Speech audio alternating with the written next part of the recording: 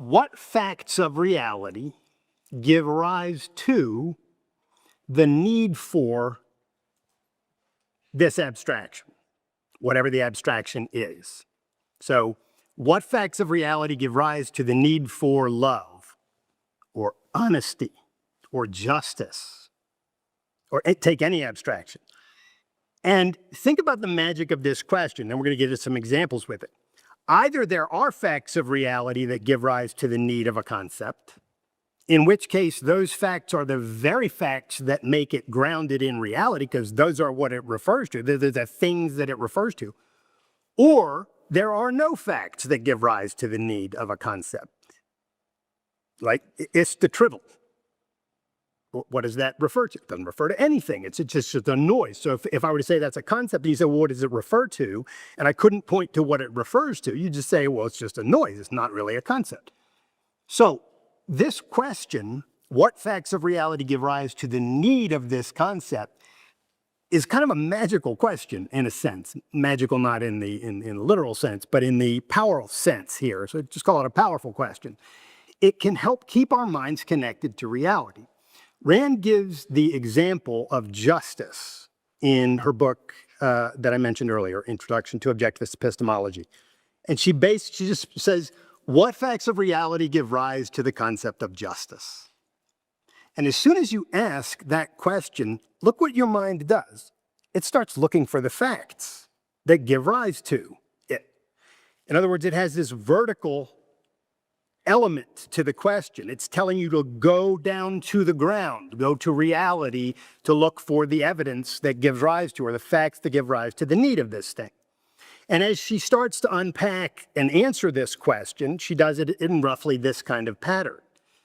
So what facts give rise to the need of justice?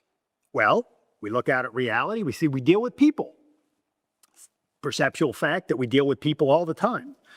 And people are different than other objects. People are different than inanimate objects. When we're judging people, it's different than if we're judging a car or a computer or, a door jamb or whatever, whatever the various things that you might have to judge in your work and daily life.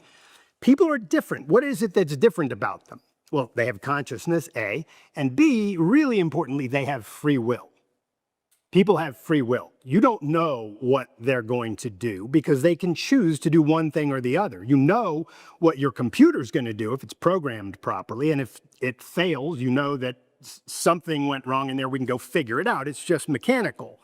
Human beings are not just mechanical, so we need to judge human beings in light of the fact that they have this thing called free will. And then she asks, well, isn't this sort of just another version of objectivity, or just saying judge the facts? And she says, yes, it is. It's a subset of objectivity. Justice, judging people by the facts, is a subset of objectivity. Meaning we're going to try to figure out what's true, what's the case, what's factual about this person or that person. Then she says, well, what can make our judgment go wrong? Is it the case that our judgments are automatically right? Has anybody misjudged someone before, right? They're not automatically right? We can be wrong in these judgments, and being wrong in your judgments about people can be really devastating, right? You can elect horrible leaders, everything from Hitler, who was literally elected, to Donald Trump, and if it had been Kamala, equally bad Kamala. So take it either way there. If you judge people poorly, whether individually or as a country, you get yourself into really hot water. So one thing that we can go wrong on is we can judge people incorrectly, and we can do that either because we don't have sufficient evidence about them, or because we ignore evidence about them, or because we judge them on the basis of something other than the relevant evidence, right? So on a personal level, it could be, well, I didn't know this guy was dishonest or a liar before I hired him.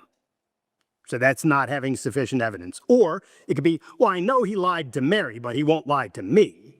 That would be ignoring evidence, right? Or it could be judging him on some other basis. He's a nice guy. I don't know what else is going on here, but we'll just hire him anyway, right? So those are the three categories where you can go wrong. And so Rand continues, this is all sort of the way that she's unpacking justice and saying, what is this thing and why do we need it? And she then says, well, is there a science involved in judging people in virtue of the fact that they have free will? And she says, yes, that science is ethics. And justice is just a category within that science. And in order to judge people correctly, you need an objective standard for judging them, an objective criterion. What is that? Ultimately, it's the factual requirements of human life. We judge people as good when they uphold the requirements of human life, thinking, producing, trading, and we judge them as bad when they violate those requirements, right? Stealing, robbing, raping, pillaging, etc.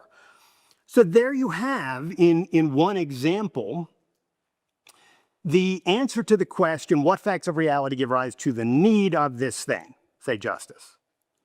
So in pattern, I want to look at several instances of how you can use this question to keep your thinking tied to reality. And look, not every time we want to keep our thinking tied to reality are we dealing with, huge philosophical abstractions like justice. Sometimes it's just, what facts of reality give rise to my need to wake up at 4 a.m. tomorrow? Is there something big I've got to do? Is there some project I've got to do? Do I need to work out in the morning? Whatever the case may be. It doesn't have to be some massive, philosophical conundrum that you're wrestling with. This question is applicable literally to every aspect of your life. Because either there are facts that give rise to your need to do something, and those facts, by the way, and this is why I brought up emotions and feelings and aims earlier, those facts include your aims. If I need to get up early in the morning because I want to get a report done before I go to work so that I can, really excel in the work that I'm doing, that's an aim. It's something I want. So those are facts that I have those aims and those desires. That don't ignore those as, oh, those aren't facts. They are facts. Those are really important facts about my life. In fact, the most important facts about your life are precisely your values, the things you're after, the things you want. So when you're asking this question, what facts of reality give rise to my need to do X, it could be, what facts of reality give rise to my need to ask this girl out?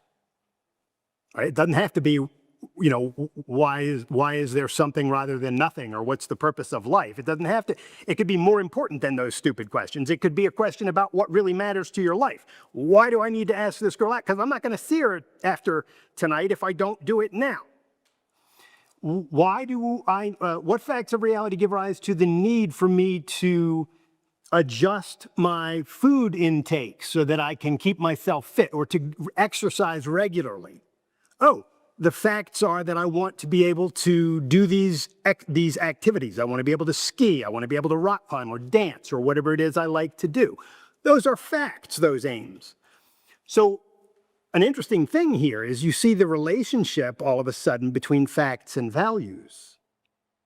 The is-ought gap, the alleged fact-value gap. You can't, values and facts have nothing to do with each other and there's no way to pull them together. We're not even making the effort to do that here, but just in thinking this way about facts and values and facts and needs, you see we're bridging it right there. There are facts that give rise to all sorts of things that we need in life. And those facts, and really getting your head around those facts, is the key to living successfully. It's the key to setting goals, achieving goals, keeping yourself motivated to do things. It's the key to understanding what rights are, how to protect them, how to communicate these things to other people. So this question, what facts of reality give rise to the need for X, is a really, really powerful question.